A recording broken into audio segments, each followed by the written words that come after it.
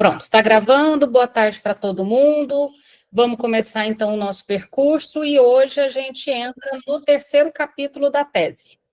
A gente estudou todo o primeiro capítulo da tese, o mais detalhadamente possível, saltamos o segundo capítulo, em que ele vai explicar a teoria dos nós, e quando a gente sentir falta de alguma coisa do segundo capítulo da teoria dos nós, a gente volta. Mas o segundo capítulo, ele não aborda especificamente o autismo, ele vai fazer uma explicação sobre a teoria dos nós para então entrar no autismo. A gente vai direto, então, para a teoria dos nós em relação ao autismo. Tudo bem? Então, todo mundo abre a tese, por favor, na página 135. Não sei se vocês estão com ela à mão ou digital, mas a gente vai acompanhar essa primeira parte, inclusive, é um texto muito gostoso. Ainda não começam tanto as questões das fórmulas ou qualquer coisa que possa complicar. E, na verdade, essa primeira parte desse terceiro capítulo conversa, meio que organiza e amarra o que a gente veio conversando até então. Então, bora começar. Quem conseguir abrir a câmera, abre, e aí a gente começa a trabalhar, certo? Então, vamos lá. Página 135, capítulo 3, da tese de doutorado da topologia. Qual é o nome da tese exata mesmo? Não sei lá onde eu coloquei ela. Perdi a capa. Perdi a capa aqui. Mas eu estou com ela aberta digital também. Só para depois quem... Os autismos na clínica nodal, é isso? Isso, os autismos da clínica nodal, do ano de... Agora eu fui para a capa aqui, 2018. Então, defendida na UFMG, pela Brenda Rodrigues da Costa Neves, orientada pela nossa querida Ângela Vorcaro, são os autismos na clínica nodal, e hoje, oficialmente, a gente entra aí na página 135, terceiro capítulo. Só organizando para quem for assistir gravado depois não ficar perdido. Então, vamos lá. Abram aí e vamos ler algumas partes e ir comentando. Então, 3.1, topologia lacaniana. Deixa eu deixar a pessoa entrar aqui. Topologia lacaniana e clínica com crianças autistas. Primeiro parágrafo, as crianças autistas atestam uma modalidade de constituição psíquica própria. Essa é a base dos textos que a gente tem trabalhado. Quando a gente começou o texto lá sobre a proposta do autismo como quarta estrutura do Maleval, a primeira coisa que ele diz, o autismo não é mais uma psicose. Quando a gente foi estudar, então, sobre o autismo como quarta estrutura, basicamente a proposta é que há, então, uma constituição psíquica própria para o autismo, e o autismo, portanto, não se encaixa na clínica das neuroses, na clínica das psicoses, na clínica das perversões. A gente precisa, então, para pensar uma clínica do autismo, pensar uma constituição psíquica própria. Essa é a premissa com a qual a gente está trabalhando nesse grupo, correto? Já conversamos outras vezes, é uma proposta teórica, não um dado absoluto, é um recorte de como a gente está tentando trabalhar e pensar. Bom, então, as crianças autistas, e por que as crianças? Porque o grande volume de diagnósticos está na infância. Afinal, como a gente já conversou, o diagnóstico nosológico, que passou dos transtornos globais do desenvolvimento com autismo lá dentro, foi modificado para TEA há 12 anos atrás, e a partir dessa modificação dos transtornos globais de desenvolvimento para transtorno do espectro autista, em que englobou uma série de diagnósticos, incluindo Asperger e Kanner, o autismo de Kanner e o autismo de Asperger, a gente teve um boom de diagnósticos, sobretudo em crianças, correto? Nesse sentido, então, a gente fala das crianças, não porque a gente está excluindo os adultos, eu faço essa ressalva sempre, porque vira e mexe as pessoas falam, mas e a clínica dos adultos? É claro que ela existe, mas é a clínica com crianças que nos convocou a essa urgência de pensar a constituição psíquica do autismo como uma constituição própria, o volume de diagnósticos, inclusive, que surgiram nos últimos 12 anos, lembrando que o grande volume é em crianças, certo? Não que não tenham diagnósticos em adolescentes e adultos, mas o grande volume foram nas crianças. Então, continuando aí, a clínica e a pesquisa psicanalítica com estas crianças têm interrogado e muitas vezes demonstrado a impossibilidade de restringir sua complexidade a estruturas fixas ou conceitos prévios, que impedem a consideração de que cada caso comporta um singular. Então, quando a gente fala de uma constituição psíquica, é também para que, pensando o autismo como estrutura, a gente possa pensar a questão da singularidade. Se a gente não pensa o autismo como uma modalidade psíquica, como uma constituição psíquica, corre o risco de não haver espaço para essa complexidade e essa dimensão mais ampla das diferenças entre os sujeitos, a diferença das singularidades. Tudo bem até aí? Percebam que, por enquanto, a gente está revisando o que a gente veio conversando. Seguimos, então, um pouco. Segundo parágrafo da página 135, para quem chegou depois, vou pular para a terceira linha, tá? Até então, Freud propunha o diagnóstico estrutural em 3 classes distintas: neurose, psicose e perversão, certo? Lembrando que a palavra estrutura não estava ali presente desde a obra do Freud, a gente já conversou sobre isso, né? Veio depois os estruturalistas. Mas já contaminando aí com a proposta do Lacan de diagnóstico estrutural, a gente fala que desde Freud a gente tinha 3 classes distintas: neurose, psicose e perversão, e considera que cada uma dessas classes é uma estrutura. E aí, continuamos aí, na terceira linha da página 135. Nessa classificação, a neurose foi privilegiada como modelo de subjetivação. Como assim modelo de subjetivação? A ideia de que primeiro a gente entende a neurose e depois a gente entende as outras estruturas a partir da neurose. A neurose como referência.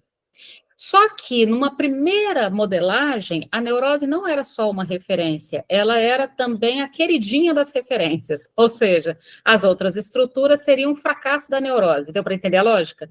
Então, a neurose seria o sucesso, e as outras estruturas um certo fracasso de algo. Então, algo que deu errado no processo da neurose iria para as outras estruturas. Isso é uma ideia que a gente já está repensando de um outro modo. Mas a gente passou por esse modelo, sim. Então, não estranhem que vocês vão encontrar essa ideia de privilegiar a neurose como, digamos, a coisa fina, né, das estruturações. Bom, então, nessa primeira lógica, a neurose foi tomada como modelo de subjetivação, sendo as demais estruturas compreendidas como fracassos da neurose. Então, esse foi um primeiro modelo. Entretanto, a concepção de corte e vizinhança, contida na topologia lacaniana, franqueou a localização de distintas e móveis modalidades do enodamento entre os registros subjetivos, real, simbólico e imaginário. Ou seja, a partir da proposta topológica dos nós, vocês se lembram o que é a topologia dos nós? Basicamente, aqueles anéis igual das Olimpíadas, né? Só que são só 3 anéis. Então, a partir daquela ideia dos anéis, um anel seria o real, outro anel simbólico, outro anel imaginário, parte do pressuposto, então, nessa proposta, de que não haveria, portanto, uma distinção entre uma estrutura e outra a partir do fracasso mais, mas de amarrações diferentes. Deu para entender? Então, a neurose seria uma amarração, a psicose seria outra amarração, o autismo seria outra amarração, a perversão seria outra amarração. Não teria um modelo e o fracasso desses modelos levariam a outras estruturas. Haveriam diferentes formas de amarração a partir de um princípio comum, que são esses três arcos, digamos assim, esses 3 registros, o enodamento desses registros. Deu para entender a diferença? Então, veja, a gente parte de um primeiro momento da pesquisa em que haveria um modelo central, que é a neurose, e as outras estruturas seriam, então, um fracasso da neurose, para um segundo modelo, a partir da topologia dos nós, em que a neurose não é mais um modelo, e as outras estruturas não são um fracasso da neurose. Partimos, então, para a proposta de que cada estrutura é um modo diferente de amarração desses 3 mesmos registros, real, simbólico e imaginário. Até aí, tudo bem? Então, podemos amarrar diferente. Tem uma amarração melhor que a outra? Não. Estamos tirando essa lógica de valorar um e desvalorizar o outro, entende? Agora, veja que isso é difícil pra caramba de mudar na concepção das pessoas. De modo geral, as pessoas levam sustos com qual o susto que as pessoas mais levam de diagnóstico? Psicose. Parece que a pessoa deu uma condenação de alguma coisa muito ruim. Não é. Um psicótico pode funcionar muito melhor do que muito neurótico. Não tem uma preconcepção de uma estrutura como ruim, uma estrutura como boa, entende? Mas, para isso, a gente precisa dar uma limpada nos preconceitos. A perversão, por exemplo, como sendo algo potencialmente ruim. De onde vocês tiraram essa ideia? Vocês não, eu sei que ninguém nesse grupo pensa isso. Mas lá fora, vocês sabem que tem pessoas que você fala a palavra perversão como se fosse xingamento. Por quê? Da onde veio a ideia de que perversão é xingamento? Inclusive, a gente vai falar aqui sobre perversão, né? A gente vai falar aqui sobre, quando for falar do seminário dos não tolos, né? Sobre uma outra versão. A gente já falou, inclusive, no grupo de quarta-feira, quando a gente foi distinguir as estruturas, no grupo dos conceitos fundamentais, vocês se lembram que a gente, inclusive, fez uma aula inteira de elogio à perversão, no sentido de que a perversão, ou seja, uma outra versão, é o que permite que uma geração rompa com a geração anterior, senão a gente estava na Idade Média até hoje. Você já pensou se uma vez que existe uma única versão da lei e ela é inquestionável, e a gente tem que ficar girando em torno dessa mesma lei inquestionável, a gente nunca sairia do lugar? Então, que bom que de vez em quando surgem perversão, né? Ou seja, outras versões da lei. A gente até teve um encontro que a gente falou nas quartas-feiras sobre, por exemplo, os movimentos, a importância dos movimentos lançarem uma perversão, ou seja, uma versão outra da lei, para poder, inclusive, colocar um certo discurso que até então estava excluído da cultura. Lembram disso? Então, o que eu estou puxando aqui a coisa para perversão? Porque é a mesma lógica do autismo, da psicose, da perversão. A gente está tentando tirar a concepção de que a neurose seria uma estrutura privilegiada e as outras estruturas seriam, por si só, um fracasso. Para isso, então, a gente tem que tirar o preconceito de todas as estruturas, não é só do autismo. Até porque o que tem acontecido com frequência é que se tem diminuído o preconceito com o autismo, mas não tem se diminuído com as psicoses. E o que tem acontecido? Muitas psicoses infantis têm sido diagnosticadas como autismo. Porque o autismo tem uma aceitação cultural e as psicoses infantis não. Percebe que a gente está substituindo um problema por outro problema? Então, estou tentando só apontar que para mudar a concepção das estruturas como um fracasso da neurose, a gente tem que pensar isso para todas as estruturas. Seguimos, então, adiante, voltando aí para o texto.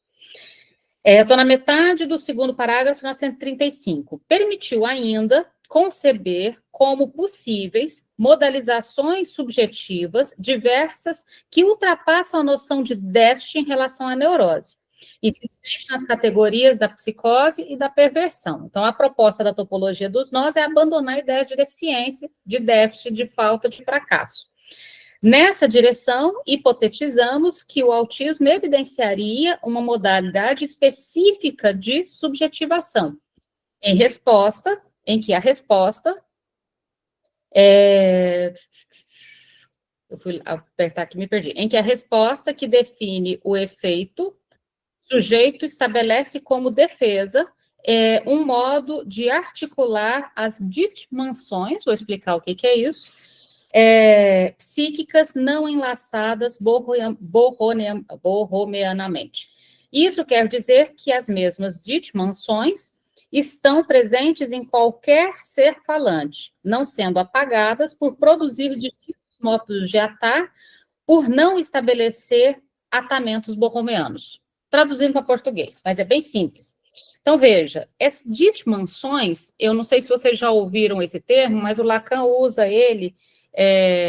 Deixa eu até pegar aqui, eu peguei uma citaçãozinha do Lacan, desse seminário de 72, 73, deixa eu ir para ele aqui, peraí. Eu peguei uma citação que eu achei interessante do Lacan para explicar essa questão do dimensões, mas para vocês pensarem de onde que ele tirou essa ideia, a referência disso é do teatro medieval. Sabe o teatro medieval, o teatro de Shakespeare?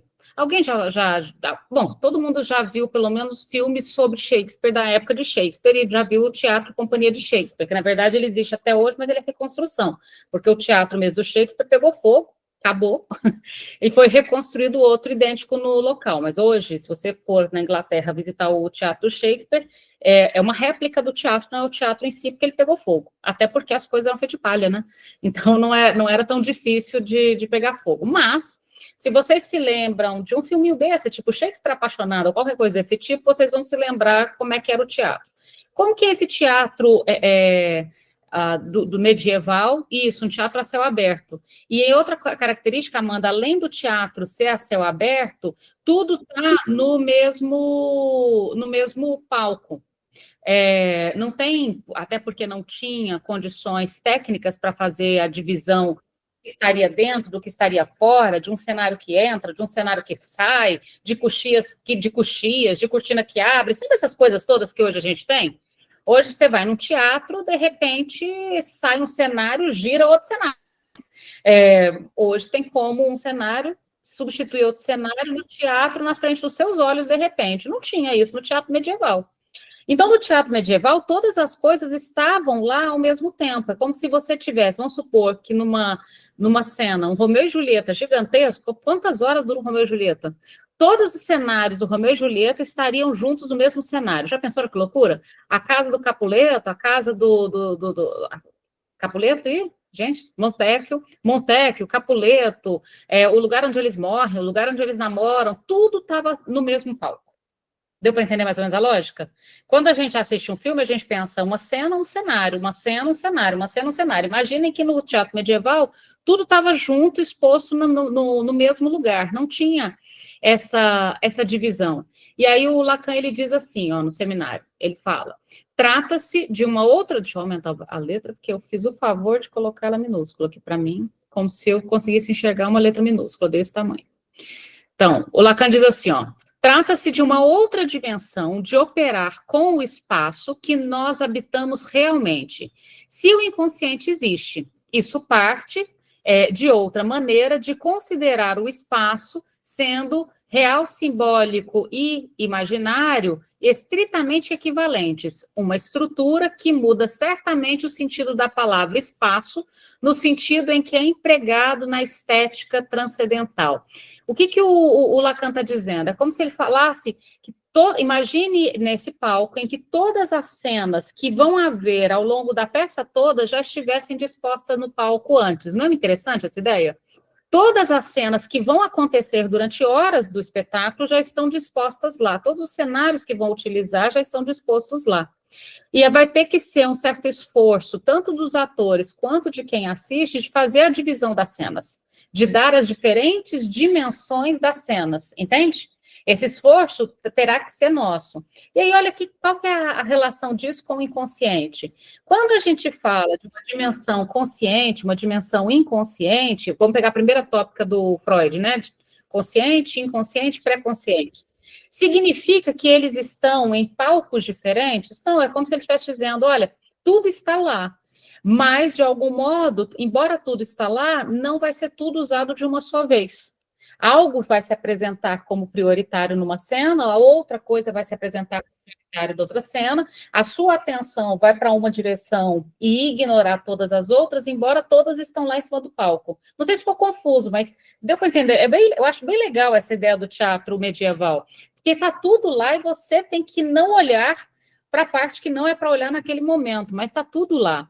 O Lacan diz ainda assim, é porque o meu espaço, o meu, tal como eu defino por essas três dito-mansões são dito-mansões, é um espaço cujos pontos se determinam de uma maneira inteiramente outra.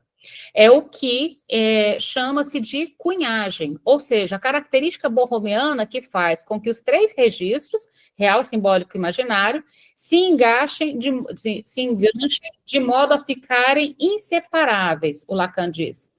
Então, veja, o que é essa proposta do que ele está dizendo? É como se a gente estivesse remetendo ao teatro medieval, que, por falta, então, de recursos técnicos, o palco continha todos os lugares da peça inteira e se desenvolver. Esses locais eram chamados de menção. Então, cada um desses locais que ocupavam esse palco eram chamados de menção.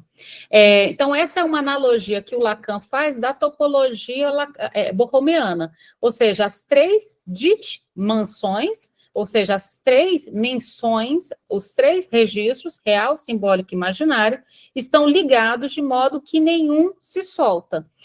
As demais as demais não se aguentam. Então, é como que o Lacan reabilita, então, essa lógica do nó. Veja, nessa lógica do nó, quando a gente fala da dimensão imaginária, para mim está claro, eu não sei se está claro na cabeça de vocês também, mas seria mais ou menos assim. Veja, quando a gente tem um nó borromeano, você tem, ao mesmo tempo, real, simbólico e imaginário. Você tem os 3 arcos, correto? Quando eu falo de uma experiência imaginária, eu não apaguei a experiência simbólica e real do quadro. Se eu tivesse com eles desenhado, vou fazer um desenho deles aqui.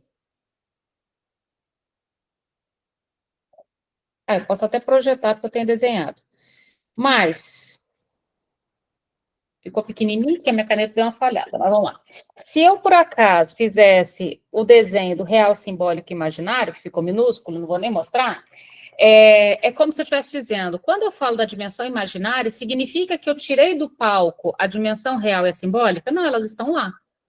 Só que a ênfase está na relação imaginária. Quando eu falo da dimensão real, significa que a simbólica e a imaginária saíram do palco? Não, elas continuam lá. Ou seja, embora a gente fala que na neurose tem uma prevalência do simbólico, que o sujeito ele se organiza pela via do simbólico, não significa que os outros 2 registros saíram da cena, eles continuam lá. Quando a gente fala que há uma prevalência do real no funcionamento do autismo, enquanto há uma prevalência do simbólico no registro da neurose, eu não estou dizendo com isso que os outros registros, o simbólico e o imaginário, no caso do autismo, desapareceram, desceram da cena. Eles continuam lá no palco, estão todos disponíveis ao mesmo tempo, entretanto, um será mais utilizado e os outros, embora estão lá o tempo todo, não necessariamente serão utilizados na cena. Deu para entender a metáfora do dimensão? Tranquilo? Bom. Tem a questão, eu estou meio gripado, minha voz vai sair estranha. De que forma, né, os outros estarão, né? Se atados ou desatados. Isso é o que vai dar a diferença, né? Isso que dá a diferença, mas lembrando, atados ou desatados estão todos lá no palco. Sim. Essa seria a lógica ali do...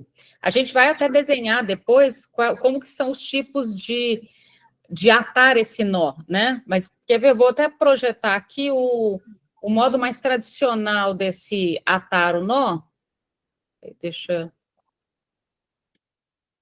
eu reduzir aqui só para projetar só esse pequenininho. Então, só para vocês se lembrarem, a gente vai falar ainda de que modo o nó ata em cada estrutura. Mas, bem rapidamente, o modo tradicional de atar o nó é aquele modo que vocês conhecem, em que nós temos real, simbólico e imaginário, e veja, se esse passa por baixo, no próximo ele vai passar por cima, no próximo ele vai passar por baixo e por cima, de tal modo que ele não se solta.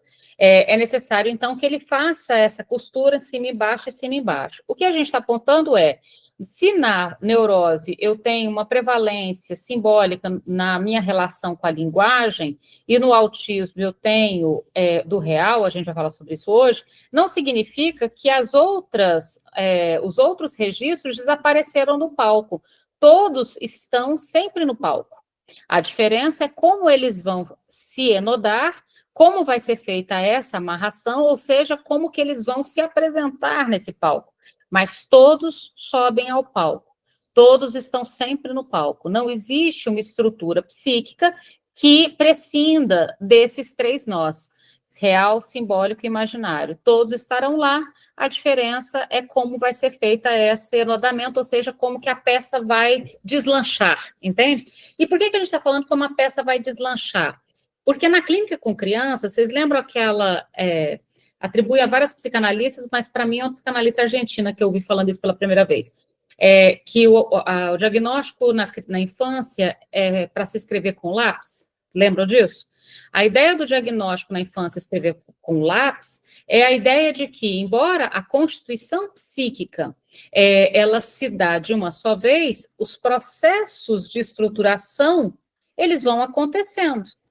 Então, existem coisas que vão acontecendo ao longo do percurso da infância, é óbvio, senão nem faria sentido a gente tratar, né?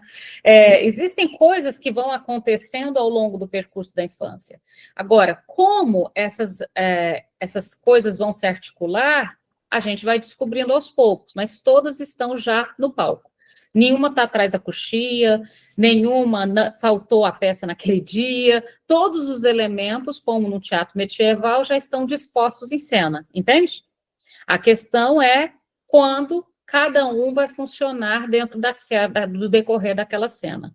Bom, então voltando aí para o texto, essa é a ideia desse dito mansão, dit mansões, que está aí no texto. Então, são as dimensões, as menções do teatro medieval. Só isso, é uma referência simples.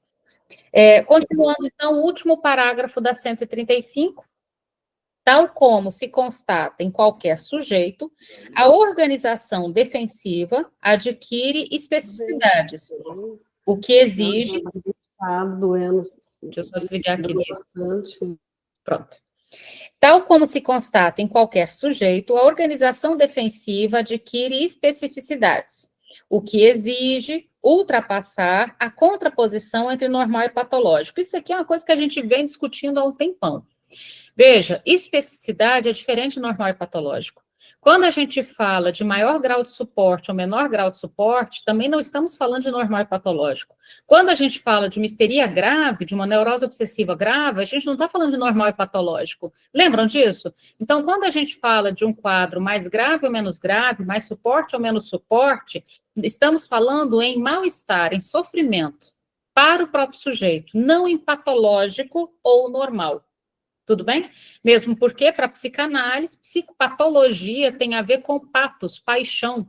Então, tem a ver com reconhecimento do sujeito em relação aos seus próprios sintomas e os adoecimentos advindos dele, mas não adoecimento no sentido do diagnóstico da doença.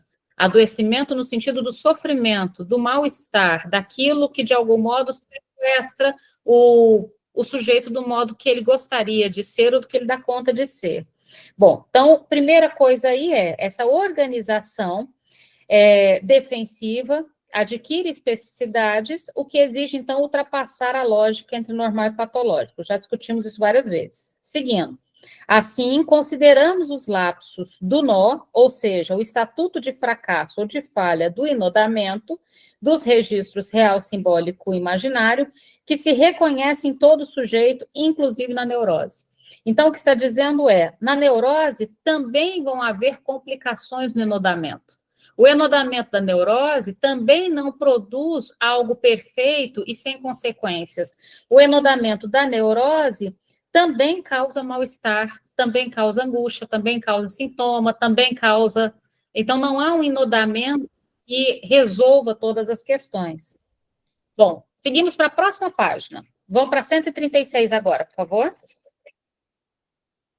Na 136, então, a gente começa. Os paradoxos existentes entre as hipóteses psicanalíticas de condição estrutural de um sujeito promoveram uma problematização em psicanálise acerca da fixidez estrutural que classificaria o sujeito segundo a perversão, a neurose e a psicose. Em contrapartida, a atenção a esse paradoxo tem engendrado uma mobilidade em relação ao entendimento da constituição subjetiva.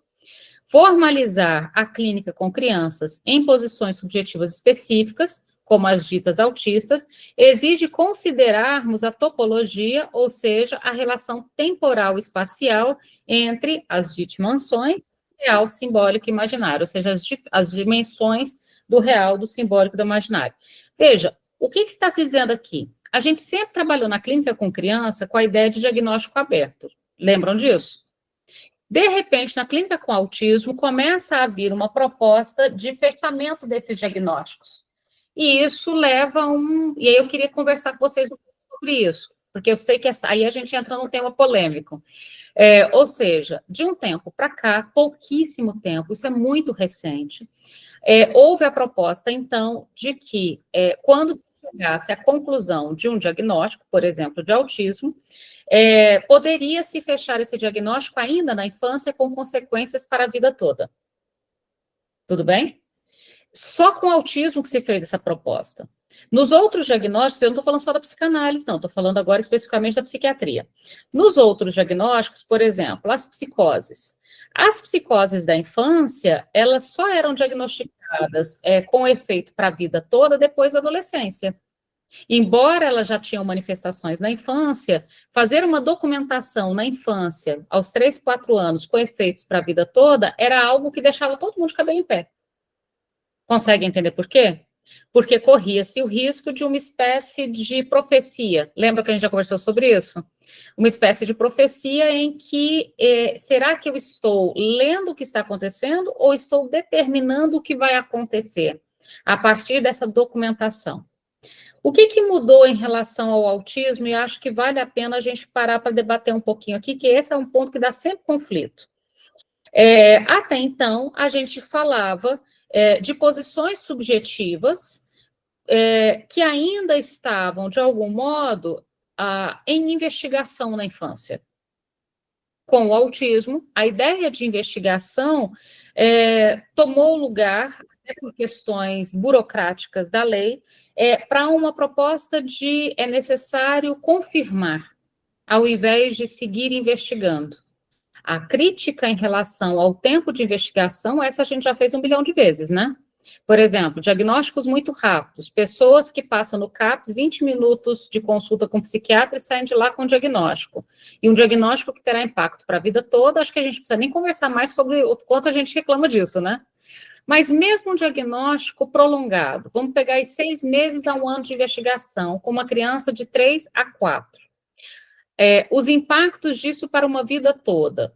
Conseguem perceber que promoveu, a Clínica dos Autismos promoveu, na clínica psicanalítica com crianças de modo geral, uma espécie de convocação, uma certa mudança de postura do clínico?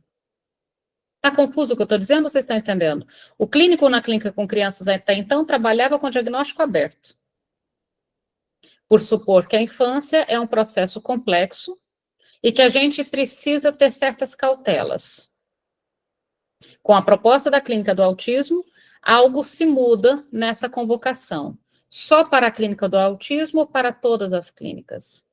E quando eu falo só para a Clínica do Autismo, na própria Clínica do Autismo, essa convocação de uma posição definitiva na infância que sirva para a vida toda, também é bem-vinda ou a gente pode conversar um pouquinho sobre ela? Me diga, Rosana. Renata, eu estou pensando nos atravessamentos das outras questões, né? Porque à medida que o autismo, um diagnóstico de autismo assegura uma série de benefícios, entre aspas, tá? de direitos, né, para a família, as famílias passaram a buscar por esse diagnóstico que em outros campos fora da clínica produz seus efeitos, né? A carteira, o acompanhamento escolar, enfim. Agora, eu sempre imaginei que o clínico vai continuar com esse olhar, ou pelo menos na psicanálise, né, do diagnóstico em aberto, né? Independente do diagnóstico que venha do neuro ou do psiquiatra, né? Então, era essa provocação que eu queria colocar. Quando a gente trabalha, então, em equipe, é necessário, quando a gente brinca de conversar 2 línguas, e conversar 2 raciocínios. 2 línguas, porque a gente conversa a língua da estrutura e a língua do DSM, mas também 2 raciocínios. Há uma equipe com a qual você trabalha que pensa em diagnóstico fechado, e há você na clínica psicanalítica que pensa em diagnóstico aberto. Existem consequências para o funcionamento do próprio consultório, mas também existe consequências para as articulações numa equipe multiprofissional, afinal, ninguém trabalha sozinho, né? Então, como fica essa perspectiva de trabalhar o diagnóstico aberto com pessoas que trabalham com diagnóstico fechado? É um assunto interessante. Diga, Sandra, o que você pensou? Boa tarde a todos e todas. Professora, eu sou de um tempo aqui em Fortaleza da educação especial, institucionalizados, né? Aquele caso bem característico mesmo, tipo a PAI, né? Que tinha no final dos anos 80 para os anos 90, os quadros autísticos. E essa instituição que eu trabalhava, ela trabalhava com as deficiências múltiplas, ou seja, tudo quanto fosse nome de síndrome, lá era o laboratório, porque tinha o Instituto dos Cegos, tinha o Instituto dos Surdos, tinha a PAI, mas essa era assim, o que não sobrou para lá ficou tudinho por aqui. E o que eu quero dizer com isso? Nesse final dos anos 80, 85, 86, por aí, o autismo era o psicótico. O psiquiatra e o neurologista, eles nem conversavam no estudo de casa. A sintonia era tão forte, tão rápida, né, que era assim, a criança chegou, teve movimentos, aqueles movimentos rotatórios. A mãe já trazia tardiamente, porque não entendia por que ele fazia aquilo. Então, assim, era o diagnóstico que a Jussara estava explicando, né? Ele era fechado, não tinha espaço para o sujeito se movimentar e nem os profissionais, porque naquela época também estava surgindo a estimulação precoce aqui, né, em Fortaleza. Eu fiz parte das reuniões e nós trabalhávamos com terapia ocupacional, fonoaudiologia, psicologia. Nessa época eu não era psicóloga, né? Então, o autismo veio avançar nesse momento, depois de 96, quando ele passou para o espectro, né? O espectro autístico passou para o TGD, né? Teoria do desenvolvimento. Autismo transtorno de desenvolvimento. Como TED 2012. Alguma coisa assim. Aí, nesse período, começou-se a ver, através da estimulação precoce, uma transformação. Mas eu posso dizer assim, como eu vivi essa experiência muito perto, que não foi da psiquiatria. Foram os outros campos que começaram a perceber que essa criança era potencialmente capaz de algo que não estava inscrito naquela época para a gente, 94, 95, não estava, a gente não entendia. Mas já se percebia esse lugar da borda, já se percebia o objeto autístico, entendeu? Só que havia o interesse das mães de tirar isso para que ele fosse normalizado. Ele precisava falar, precisava interagir, precisava compreender que não precisava levar aqueles bonequinhos para o tratamento. Só agora, na fase da inclusão, foi aqui em Fortaleza, 2002, nós conseguimos dar, entendeu? Tanto assim, pela questão da inclusão escolar, acompanhar essas crianças em algumas escolas públicas aqui de Fortaleza. Então, eu posso dizer que eu vi esse processo ser transformado do quadro do psicótico, que não havia discurso, ele era o psiquiatra e o neurologista fechava mesmo, essa criança é psicotizada, entendeu? Com 4 anos, seja lá como ele não olhou, não falou e girou, ele era autista. A característica era essa, não tinha nem... É interessante estar ouvindo, Sandra, porque acho que... Então, Sandra, te ouvindo a história desde a década de 80, e isso é interessante, por isso que é interessante essa conversa em grupo, nos deixa um pouco mais confortável para tentar bancar essa coisa de manter aberto, entende? Porque, veja, se desde a década de 80 a gente trabalhasse com o diagnóstico fechado, talvez ele nunca tivesse se modificado. E será que ele já chegou na última das últimas modificações? Eu suponho que não. Eu suponho que a tal da última não chegou e não chegará, né? Então, tem algo histórico aí para a gente poder pensar que dá para trabalhar com essa perspectiva de não encerrar num papel. É claro que não é uma tarefa fácil. Fran, você tinha colocado aqui como essa questão de querer buscar cura. O que você pensou acerca disso? Que essa busca de diagnóstico, ela está também muito ligada a essa busca de cura, porque eu vejo isso nas famílias. As famílias não aceitam o diagnóstico. E eles não querem que o filho seja daquele jeito. Eles querem que ele seja normalizado. Então, tem uma procura, assim, de me dê o diagnóstico, porque eu vou buscar ajuda para que ele seja curado. E, ao mesmo tempo, tem esse outro lado que a Lid também coloca, né, Lid? Volta aí. Então, veja, a Fran está colocando a proposta de uma não aceitação do autismo e querer curá-lo, como se fosse um problema, uma doença, e voltando àquela coisa do normal e patológico. E a Lid coloca uma outra possibilidade aqui no chat, né, Lid? Fala para a gente. Sim, a outra dificuldade começa nessa que a Fran falou, né? Que é o receio, a ansiedade e a não aceitação. A partir do momento que aceita, e aí fala, não, eu tenho esse benefício em relação a essa dificuldade, essa problemática que envolve o meu filho. Ela se agarra àquilo. E é muito difícil ela se desapegar. Então, a família, ela fica envolvida numa trama bem complexa desse autismo, ou desse outro diagnóstico que seja, né? Porque eu acredito que não seja só o autismo, a gente poderia até colocar outros aqui, mas a gente está falando do autismo. E aí a família, ela fica tão envolvida e apegada, eu não sei o que acontece, ela depende daquele diagnóstico, de uma forma que a criança vai crescendo, vai se desenvolvendo, e mesmo assim, a gente às vezes apresenta um novo diagnóstico, um novo olhar, e é muito difícil da família se libertar disso. Lídia, que eu posso ainda colocar um terceiro ponto, antes de passar para a Alana e para o Francisco. O terceiro ponto é, mesmo quando o diagnóstico, ok, você nem está propondo outro diagnóstico, mas outra leitura diante daquele diagnóstico. Sim. Por exemplo, a gente tem recebido, vez por outra, alguns jovens adultos no projeto da universidade, em que os pais já construíram uma casa no fundo do quintal, supondo que a pessoa nunca vai sair de lá, e o rapaz quer ir para a faculdade da fora. Não, eu atendi um agora há pouco. Mesma coisa, né? Então, A mesma você escuta coisa. o Jake falando, eu quero fazer faculdade o mais longe possível, e você escuta os pais falando, já construiu uma casinha no fundo do quintal para ele nunca ir embora.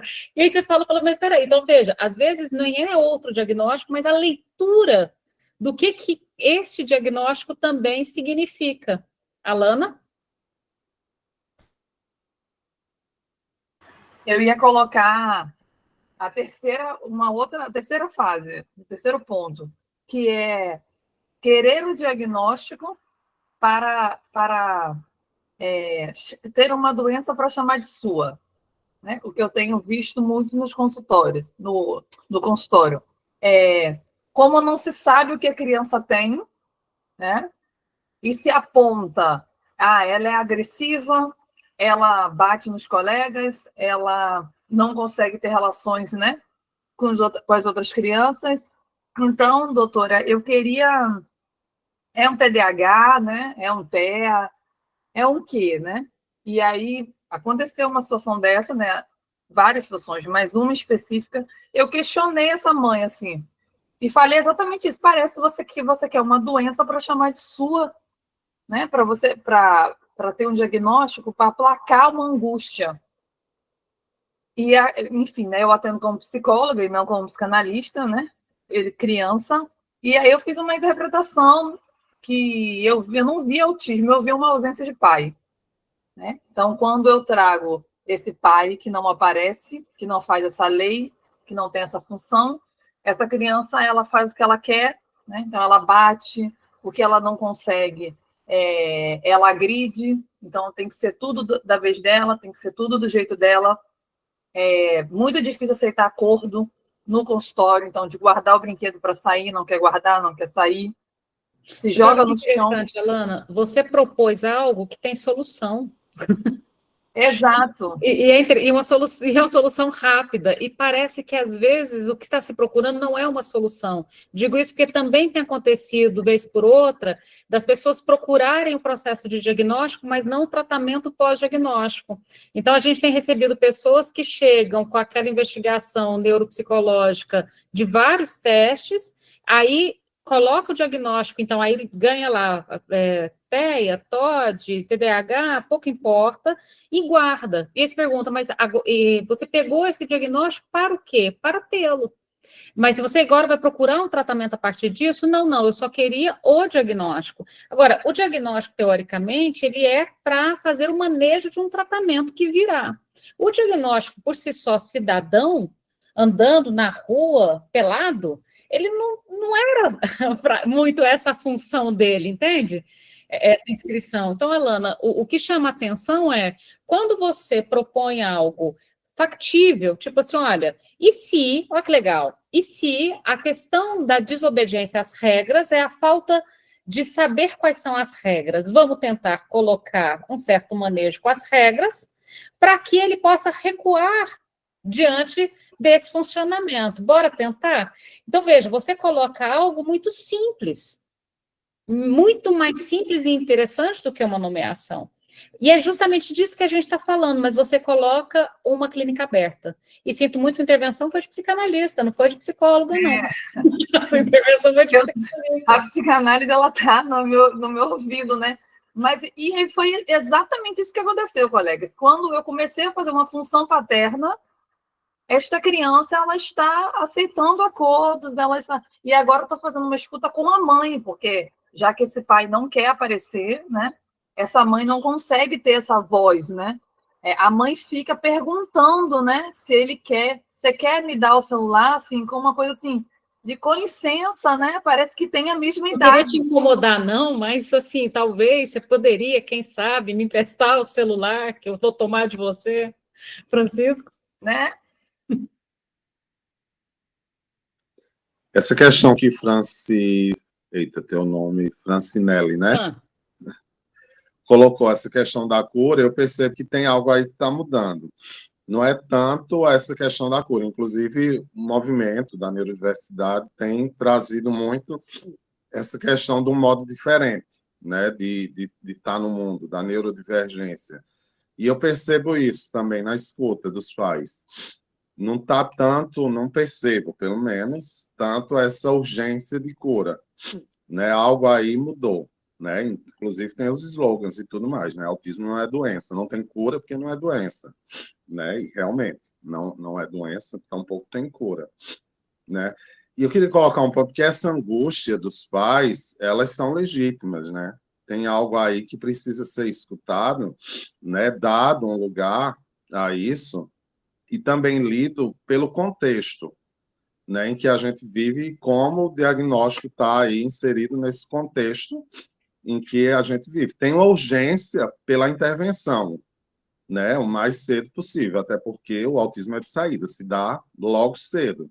Então, tem uma urgência muito grande para a intervenção, o que não quer dizer que o diagnóstico ele seja, assim, né, a principal nesse primeiro momento. A intervenção, sim. A intervenção é fundamental, ela precisa ocorrer, né, mas não quer dizer que se feche logo um diagnóstico. Né? O diagnóstico, ele, como o Renato está colocando, ele precisa ser aberto, precisa ser uma investigação, né? Detalhada e fina, muito fina, que é o que a gente não vê hoje em dia. A intervenção ela tem que estar aposta. Se apareceu, né, alguma dificuldade aí gritante, ela precisa ser feita o mais rápido possível. Né? Já o diagnóstico pode, né, em aberto, né, pode ter aí uma certa fineza para se chegar a ele. Mas eu acho que tem algo do contexto também aí que interfere.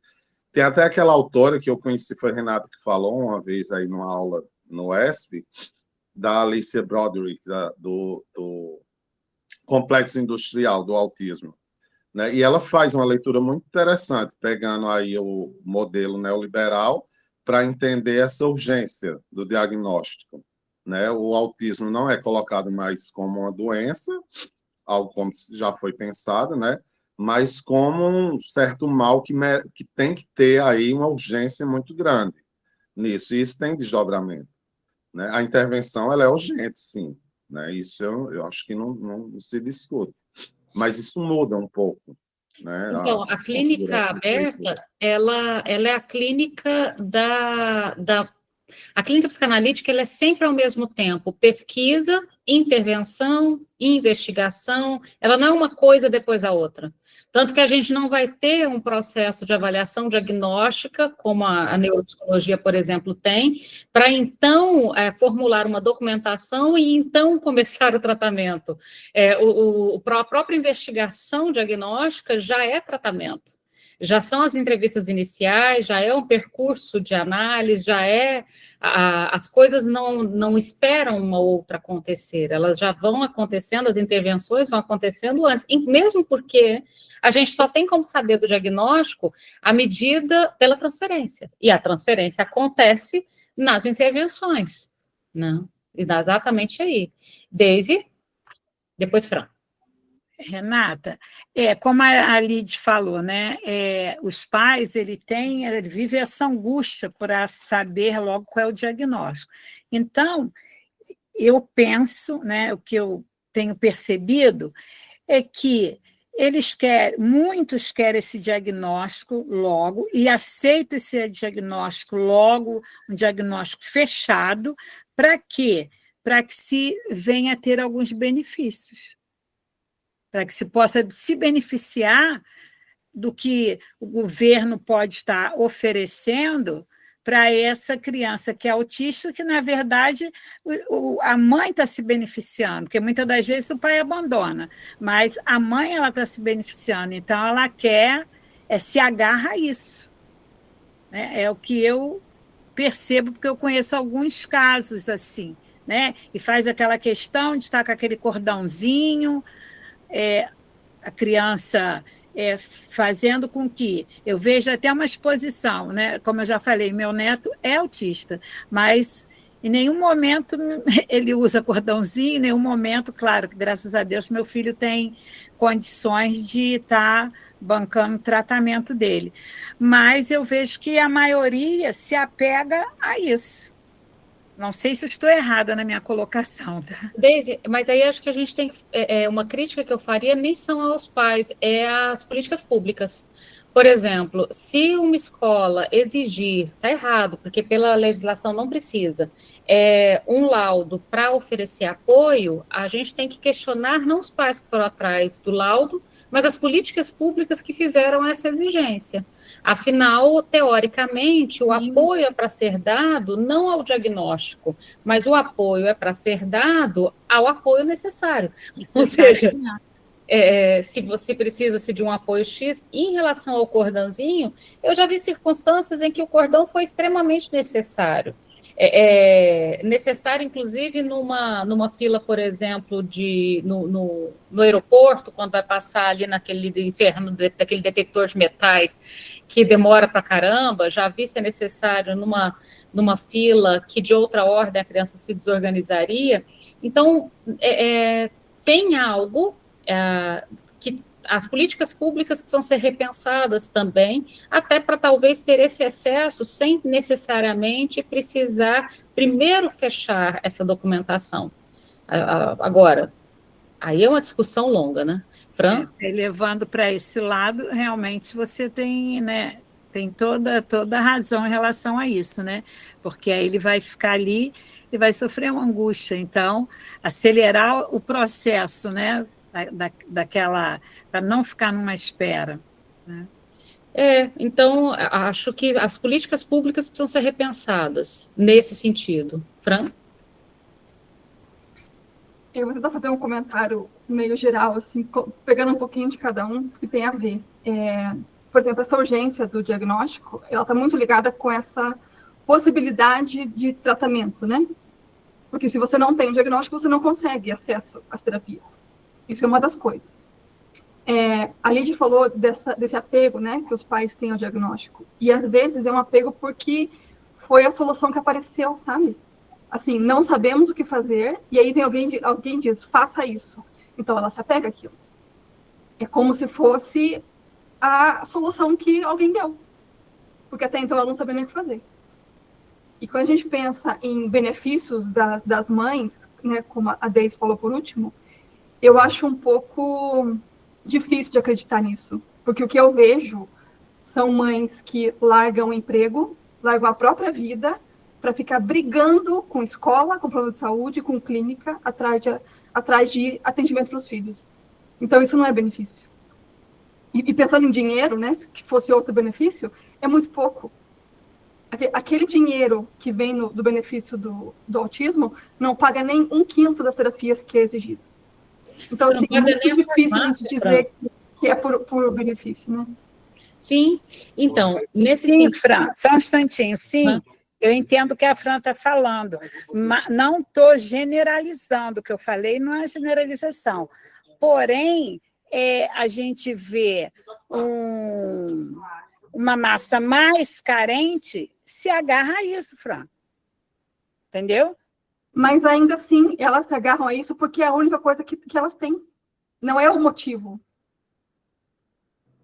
O que eu vejo, Fran, é como isso se tornou vicioso e inibidor para a criança evoluir. A mãe tem necessidade que a criança tenha um transtorno, tenha uma dificuldade, que ela tenha algo que esse benefício se sustente. Porque muitas vezes ele também é complemento da renda familiar.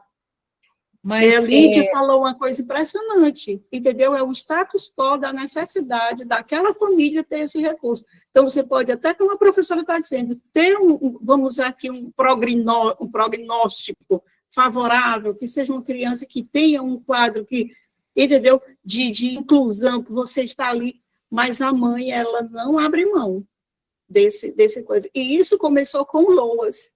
Né? Aqui começou com LOAS, que foi passando pelas instituições, dizendo que as mães tinham... Vamos colocar aqui uma questão importante. O LOAS, ele é um benefício só de um salário mínimo, não paga praticamente nada. Os benefícios que se tem, em grande parte, a minha crítica são as políticas públicas, no sentido de não garantir sem o diagnóstico, por exemplo, apoio escolar e acesso às terapias, não deveria ser uma briga do modo que está sendo, porque virou uma briga judicial para todo mundo, virou uma coisa muito pesada. Agora, eu queria só colocar algo que aí eu abraço o que a Fran está apontando, é que, no final das contas, isso diz mais sobre as políticas públicas do que sobre as mães. Até porque, de modo geral, vejo que a gente, inclusive, está falando das mães, porque, em grande parte das famílias, são elas que estão lá, né? São elas que estão lá abrindo mão de boa parte do funcionamento da sua vida, incluindo trabalho, incluindo socialização, incluindo uma série de coisas para poder bancar essa briga. Tanto que quando a gente fala, aquele livro que eu gosto muito, né, o Batalha do Autismo, quando a gente fala do autismo como uma batalha, é para ser uma batalha de todos nós. E quando a Broderick coloca, por exemplo, essa questão do complexo industrial do autismo, o que ela está se queixando é o que tem sido ofertado às famílias e deixando as famílias muito desamparadas. Por exemplo, quando alguém vira para uma família e fala, ou você briga na justiça para 40 horas de aba por semana, ou seu filho vai ficar com atrasos permanentes, isso é uma puta sacanagem. É como se tivesse colocado uma arma na cabeça de um pai e de uma mãe. Você não tendo... A gente está aqui numa segunda-feira debatendo o assunto, mas quantas pessoas têm essa chance, né, de estudar, de debater o assunto, A maior parte das pessoas são atropeladas igual uma patrola pelas informações, e é muito complicado, porque é como se você falasse assim, bom, então se eu amo meu filho, eu tenho que fazer tudo que estão mandando, né? Então, se estão mandando eu brigar na justiça, eu vou brigar na justiça, se estão mandando... Então, o que a Broderick fala, eu acho legal a gente ler lá, do complexo industrial do autismo, é que é como se, de algum modo, tivessem pegado as famílias de sequestro. E é desse sequestro um pouquinho que a gente está apontando. Eu vou voltar um pouquinho para o texto, e aí a gente volta para o debate para a gente não perder o ponto teórico. Então, volta lá, na página 136 da tese, e aí eu volto para você, Regivane e Amanda, assim que a gente avançar mais 2 parágrafozinhos do texto. Então, volta. O que são os paradoxos do que a gente está falando? Por que a gente foi para essa discussão da clínica? Basicamente, a gente está discutindo sobre a questão do tratamento, diagnóstico aberto, diagnóstico fechado, sobre que tipo de tratamento vai ser ofertado, sobre o que se faz após o diagnóstico ser fechado por um campo. A gente fecha no nosso campo também. O que a gente está dizendo é que a clínica psicanalítica trabalha com esse processo de investigação contínua, que é o que a Rosana também apontou. Então, mesmo que o paciente chegue do neuropediatra, do psiquiatra infantil, na avaliação neuropsicológica, com aquele butelão fechando um diagnóstico, ainda assim o processo nosso de investigação segue semelhante. Entende a diferença? O nosso processo de trabalho segue a mesma ordem aí, porque é a ordem ética, né, da psicanálise. Então, vamos lá para o segundo parágrafo da 136. A topologia lacaniana permite compreender a afirmação paradoxal de Freud de que o inconsciente é atemporal, pois, ainda que se constitua num tempo, bem como as suas formações, ele é cortado, amarrado, num lugar onde cada elemento está presente na sincronia. Tal topologia considera a linearidade espacial da cadeia significante que, numa temporalidade lógica, se inscreve ou é cortada sobre uma superfície constituída por uma rede de vizinhança. Então, veja, o nó borromeano foi privilegiado por Lacan para esclarecer essa topologia, cujas deformações obedecem à constância de sua estrutura nodal. São os modos de atar que vão variar a despeito do que há de invariável na estrutura. Então, veja, toda estrutura tem algo de invariável. Então, tem algo de invariável no autismo, a gente vai falar sobre isso, tem algo de invariável na neurose, tem algo de invariável na psicose, então tem algo que se mantém. Essa parte, o que há de invariável em cada estrutura, diz respeito ao modo de atar do nó borromeano, o modo em que esses três, real, simbólico, imaginário, essas três dimensões foram amarradas. Essa amarração deixa uma marca, deixa algo de invariável no funcionamento da estrutura. E aí a gente tem, no caso específico do autismo, próximo parágrafo 136, os movimentos da criança autista que escrevem o texto da sua vontade de mutabilidade. Então, veja, um ponto de imutabilidade, um ponto de invariabilidade da estrutura, o desejo, a vontade de mutabilidade. Significa que nunca vai haver mutabilidade? Não. Ela vai haver. A questão é que há uma vontade de imutabilidade. Tanto que, à medida que o tratamento avança, à medida que o sujeito cresce, à medida que ele pode não se defender tanto do mundo lá fora, ele consegue, apesar da vontade de imutabilidade, promover algumas mutações, algumas mutabilidades no funcionamento dele da vida. Mas não significa que essa vontade sumiu, entende? Seria mais ou menos como se a gente dissesse que a falta no neurótico sumiu. Porque você foi encontrando modos de lidar com a falta? Significa que a falta deixou de existir para a histérica, por exemplo? A falta continua sendo uma parte invariável, desejo insatisfeito. Mesmo quando se você chega no final de análise, significa que você encontrou a lâmpada do Aladim e todos os seus desejos passaram a ser automaticamente satisfeitos? Não, a insatisfação do desejo, ele é um ponto invariável na estrutura, percebem? Então, tem alguma coisa da estrutura que, mesmo que se avance na análise, algo de invariável permanece lá. No caso do autismo, a vontade de mutabilidade é uma delas. Continuando.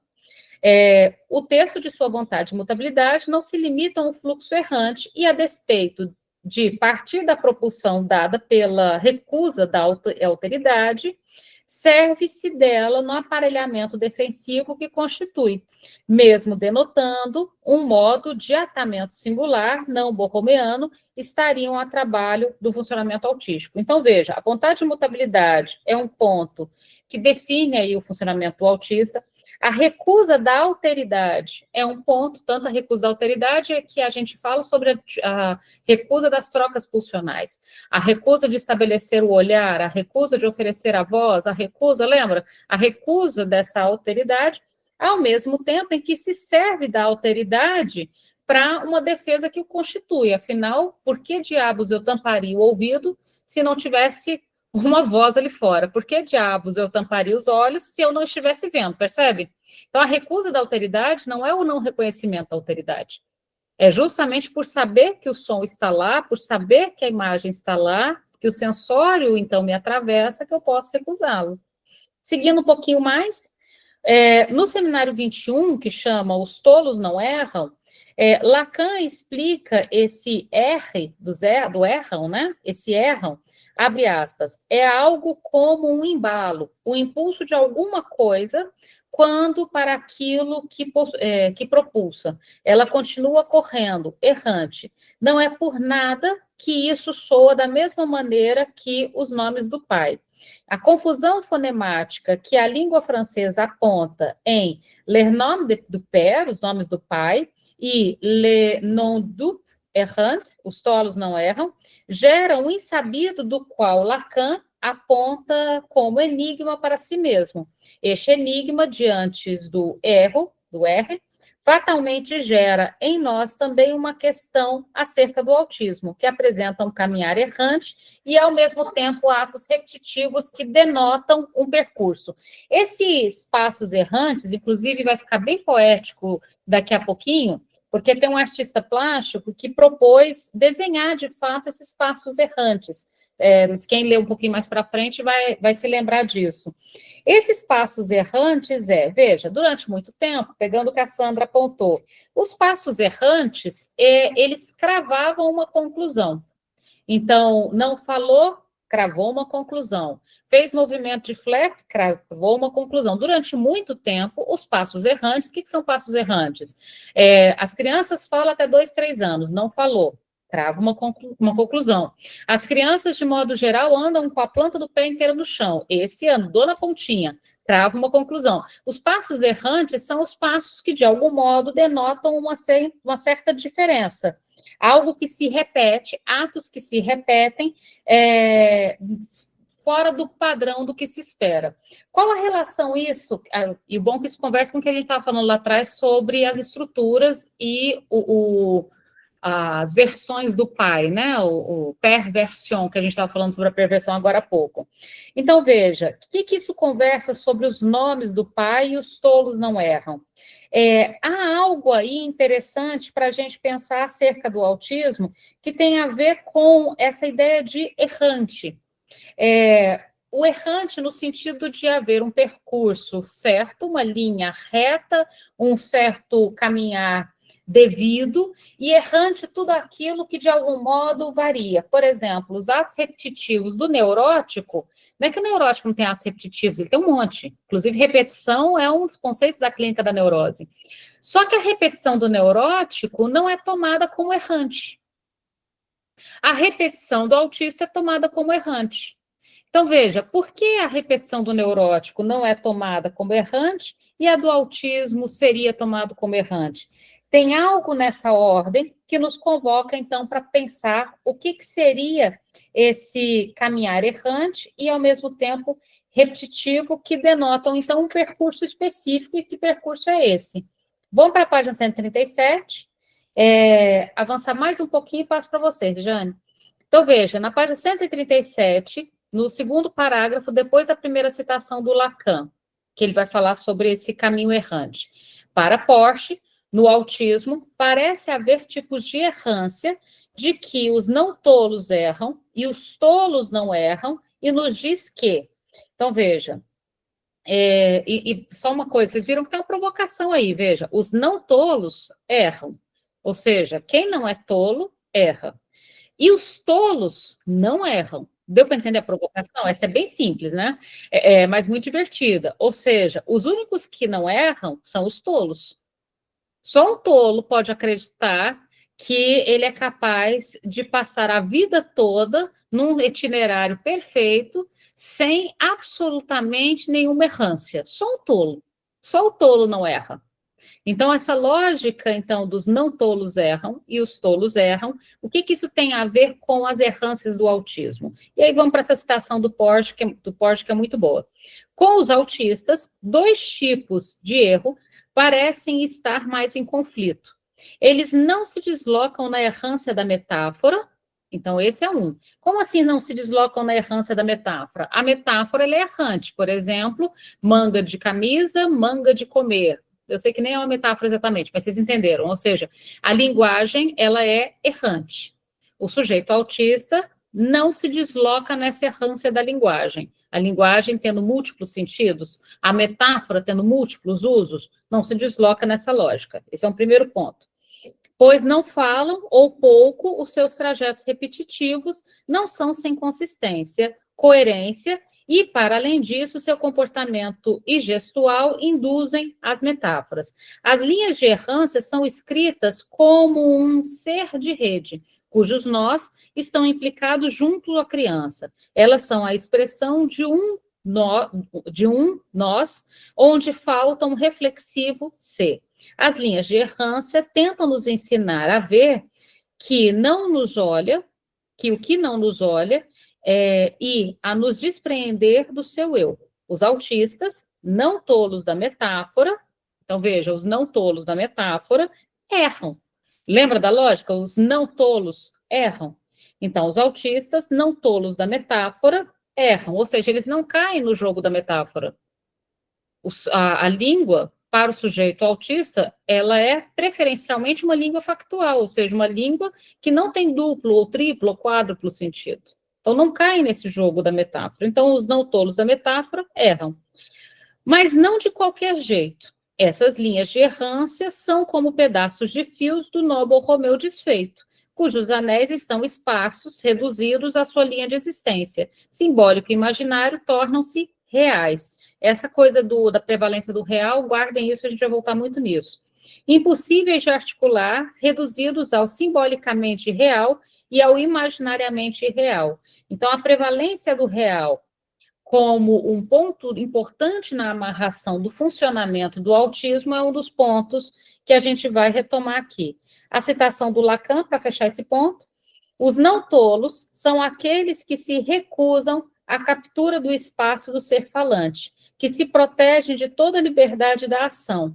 Há alguma coisa que é preciso saber imaginar, é a absoluta necessidade não de uma errância, mas de um erro.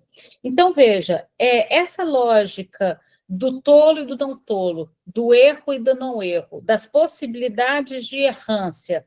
Então, no seminário 22, o Real Simbólico Imaginário, ainda na 137, Lacan afirma que não ser enganado, não tolo, é ser o primeiro a ter as consequências do errar.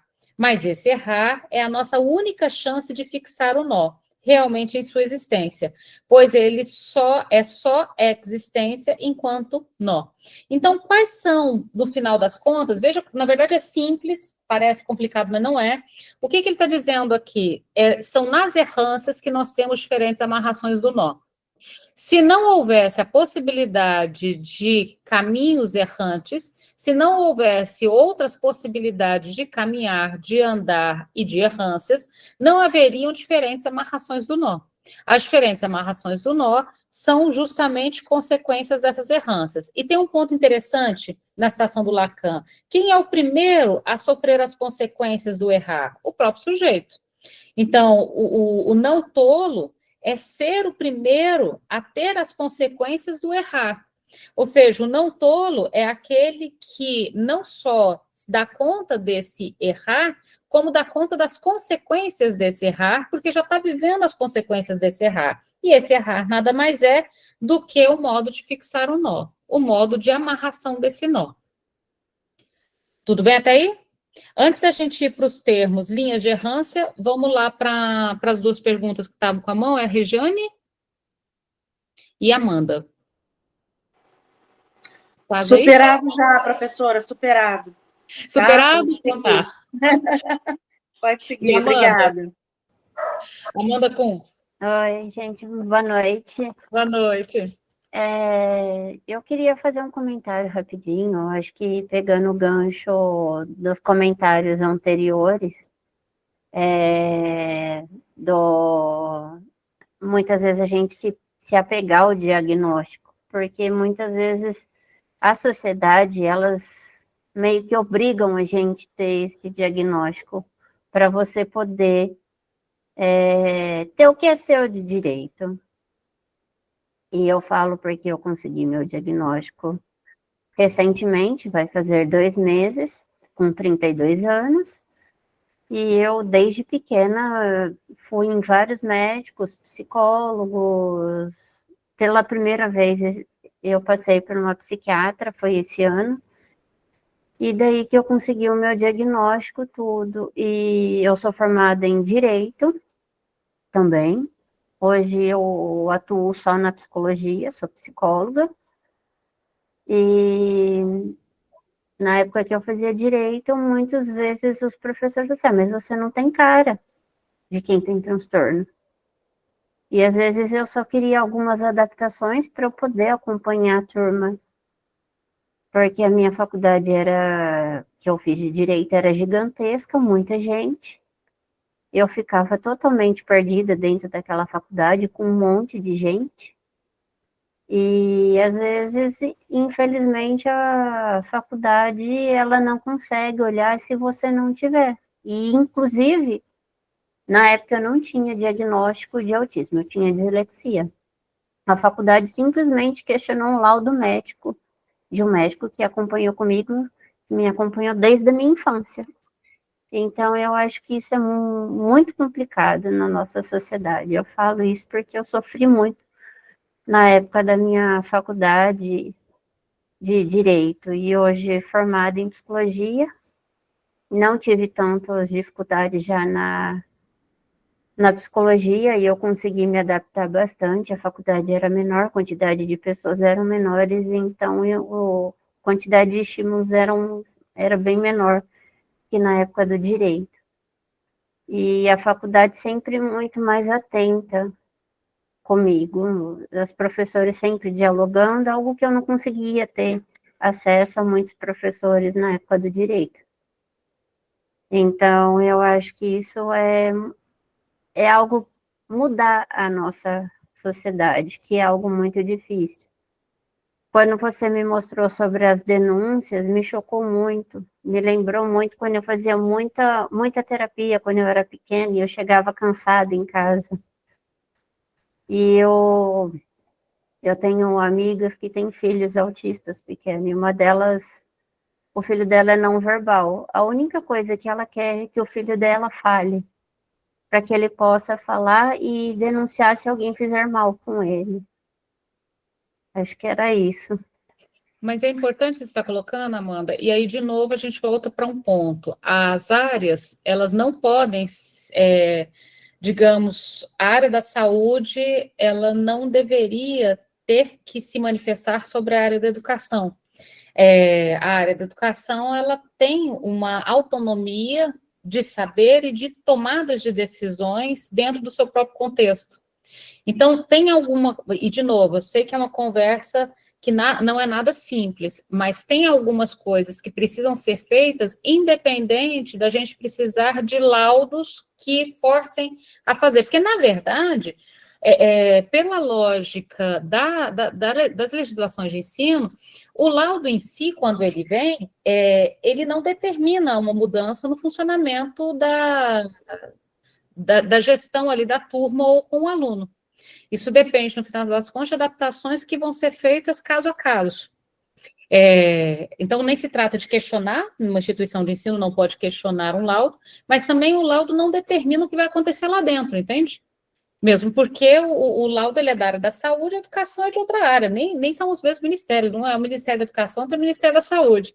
Então, ainda tem alguma coisa para a gente fazer em todos os tempos, da pré-escola ao mercado de trabalho, para tentar dar conta disso. Agora, são os laudos que vão dar conta disso? Dificilmente, tanto que você mesmo está dizendo, Amanda, o laudo, por exemplo, de dislexia não resolveu sua questão ali na faculdade de Direito. Então, a inscrição do laudo, ela tem um valor, mas também não resolve completamente o problema. O que mais que a gente pode pensar em fazer, não judicializando tudo também, e não complicando a vida das pessoas, porque é um sofrimento danado, né? Porque enquanto está brigando, é uma vida que está passando, né? O que a gente pode fazer em relação a isso? Nos termos do funcionamento da clínica, dentro do consultório, temos uma direção mais clara, mas quando essa pessoa vai para o mundo, e o mundo ele é bastante hostil a muita coisa, como é que a gente faz para lidar com essas questões? Então, está aberto, não tenho nenhuma resposta fechada. O que a gente está fazendo aqui é uma espécie, essa coisa entre o consultório e as outras áreas e o mundo lá fora, como é que a gente vai fazendo para construir um funcionamento melhor mesmo, né? Caio?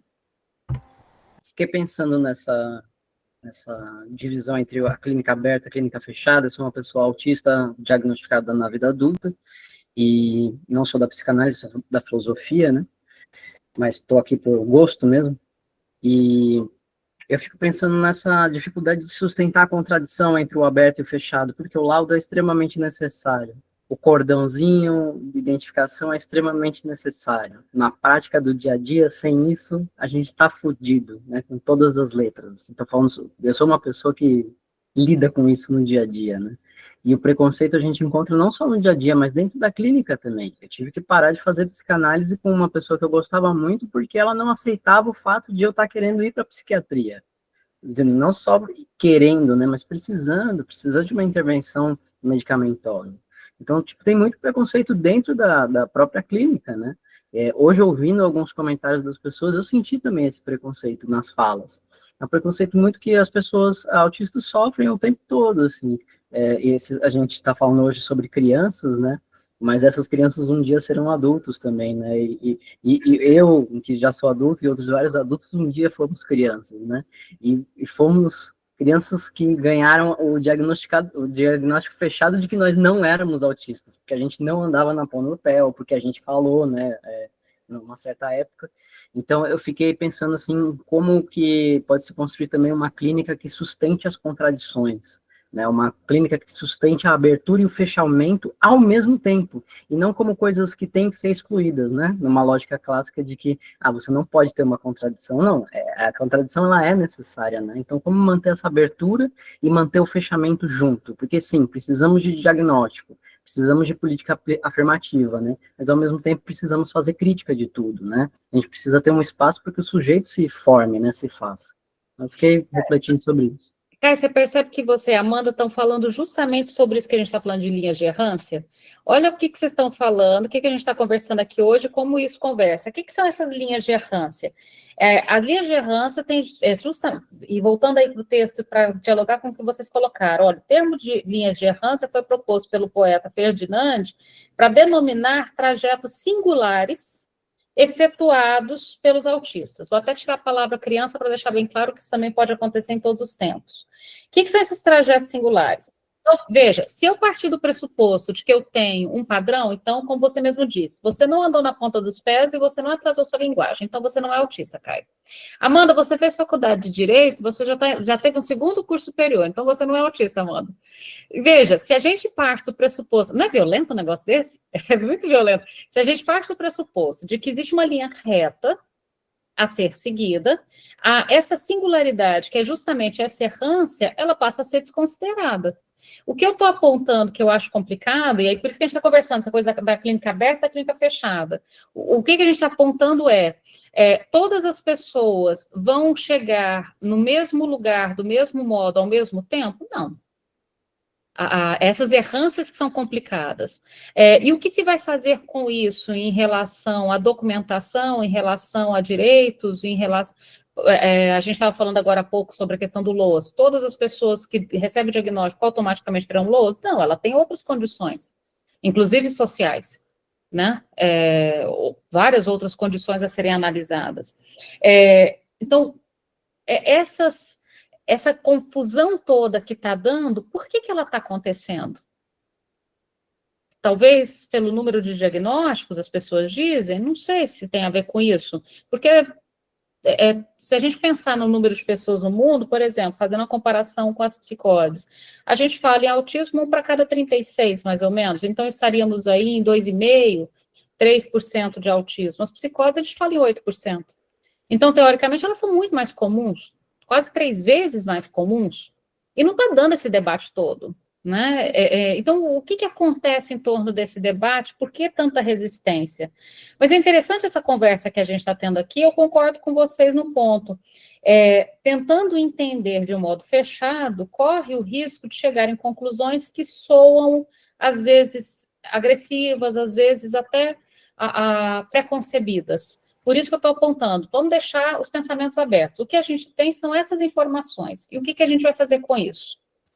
Temos diagnósticos em crianças pequenas, a partir dos 3 anos, pela legislação não pode ser antes dos 3, tá? Não que não possa fazer o tratamento até os 3, tá claro isso? Então, você tem estimulação precoce, investigação, mas não fechar o diagnóstico, não pela legislação atual.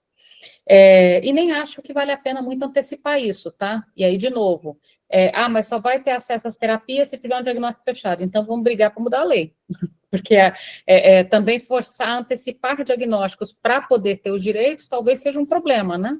Acho que talvez a gente tenha que pensar aí no fato de acessar as terapias durante a investigação do diagnóstico, né? E não só depois do diagnóstico fechado, até porque a investigação do diagnóstico pode levar um bom pedaço da vida. Por exemplo, tanto a Amanda como o Caio trouxeram exemplos de pessoas que foram diagnosticadas na vida adulta e já faziam acompanhamento antes.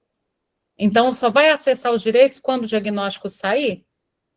É complicado também, né? Então, como é que a gente poderia pensar isso de um modo diferente? Eu duvido muito que alguém tenha uma resposta fechada, tem? Prontinha? Para a solução? Acho que não, né? Solução não temos. Então, para a gente poder fechar esse ponto aqui na nossa reta final, página 137 e 138. Então, os termos linhas de errância, proposta pelo poeta Ferdinand, não sei se pronuncia assim, Delaine, para denominar os trajetos singulares efetuados pelas crianças autistas que ele acompanhou nos anos de 1969 a 1972. Olha que trabalho bonito, muito poético, diga de passagem. Porte retoma esse trabalho de Ferdinand e o analisa frisando que a caminhada repetitiva percorrida pelas crianças diariamente, observada e traçada, então ele desenhou esse percurso, como se fosse uma espécie de texto, não é bonito? Como se fosse uma espécie de texto, ele foi desenhando esse percurso. Traçada por Delaine, produziu, ao final, um mapa semelhante a uma teia de aranha, como réplica visual dos traçados das crianças. Já viram teia de aranha? Ela tem um desenho bem regular. E aí é curioso, porque parte do pressuposto de uma coisa desordenada, e, de repente, quando ele desenhou, era extremamente ordenada, com uma teia de aranha, com movimentos bastante ordenados.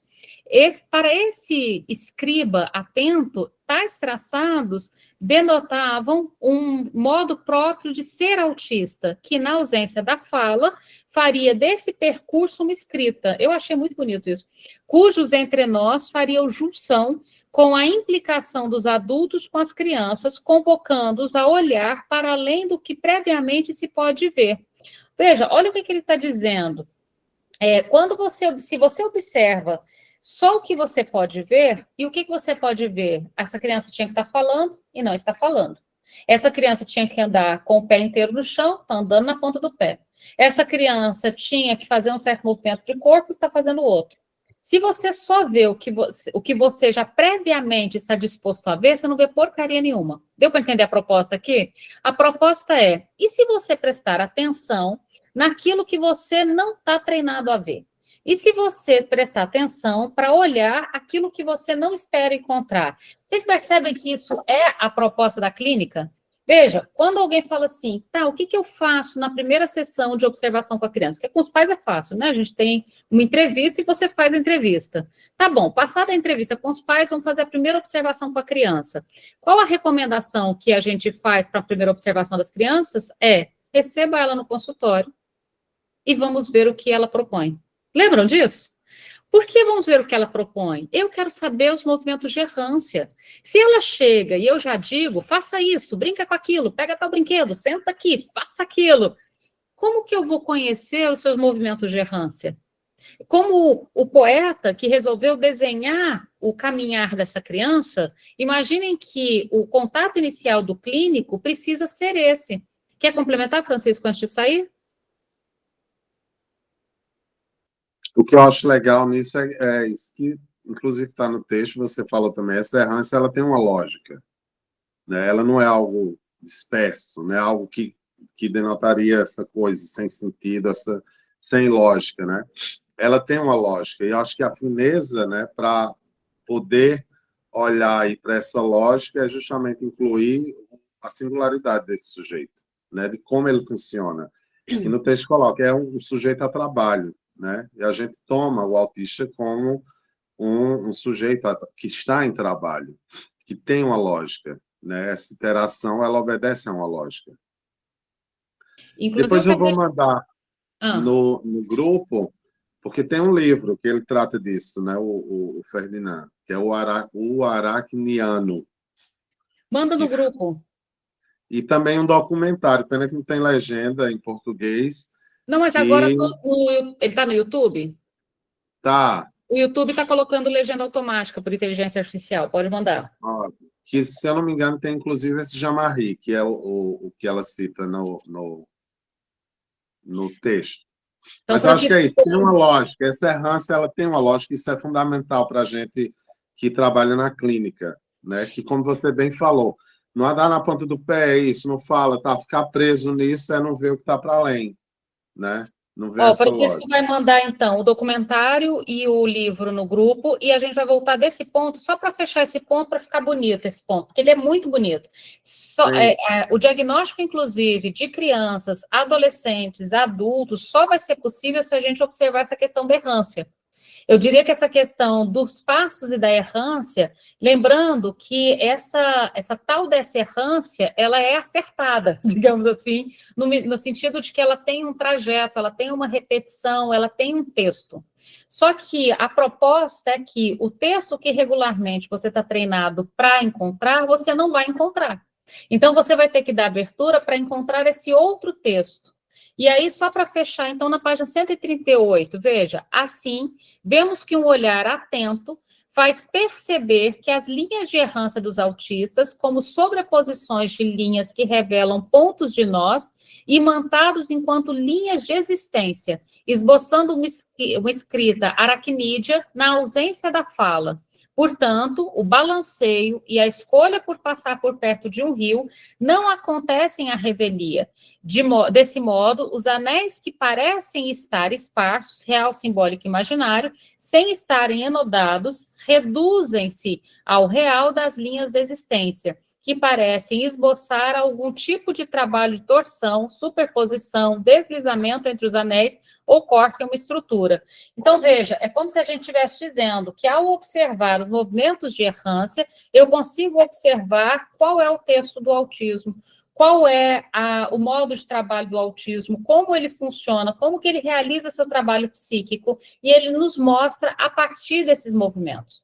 Então, a proposta aqui não é tanto observar aquilo que você está treinado para ver. E aí você percebe que disso a gente está propondo um tratamento diferente. O tratamento adaptacionista é um tratamento em que eu vou observar pelo déficit. A criança não fala, então ela vai fazer um tratamento de fala. A criança não isso, então ela vai fazer um tratamento para o isso que não. Deu para entender a diferença? Aqui a gente está propondo, ao invés de observar o que falta, observar o que tem, entende? Eu não vou observar o que tem de déficit, eu vou observar o que tem de singular, o que é essa escrita aracnídea, ou seja, o que são esses movimentos de errância, quais são os traços, os movimentos, o balanceio, o objeto, deu para entender? Ou seja, partindo do início do que a gente conversou hoje, só para não ficar perdido, a gente conversou de uma saída da ideia de diagnóstico como déficit, ou seja, temos a neurose como base, e tudo que não for neurose, eu falo como fracasso. Então, todas as outras estruturas como um fracasso, um déficit em relação à neurose, o que levaria a uma proposta de tratamento a partir dessa ideia de déficit. Volta à fita, estamos propondo totalmente diferente disso. Estamos propondo que a partir do borromeano não tem um melhor nem um pior, são modos diferentes de amarração. Logo, eu não vou fazer uma observação da clínica procurando faltas, déficits, e sim procurando esses movimentos de errância. E errância não no sentido de que tem uma estrutura que erra e uma estrutura que acerta. Só os tolos não erram. Ou seja, o movimento de errância é o movimento de todas as amarrações. E qual é a amarração específica do autismo? Então, esse é o ponto que a gente continua daqui 15. Especificamente na página 138, e aí assistam o documentário, se puderem, leiam o livro sobre essa construção aracnídea que o Francisco vai mandar nos grupos, tudo bem? Beijo para todo mundo, até daqui 15. Assistam o documentário. Boa noite a todos. Beijo, boa noite. Obrigada, gente. Beijo. Tchau, boa noite. Até. Obrigada.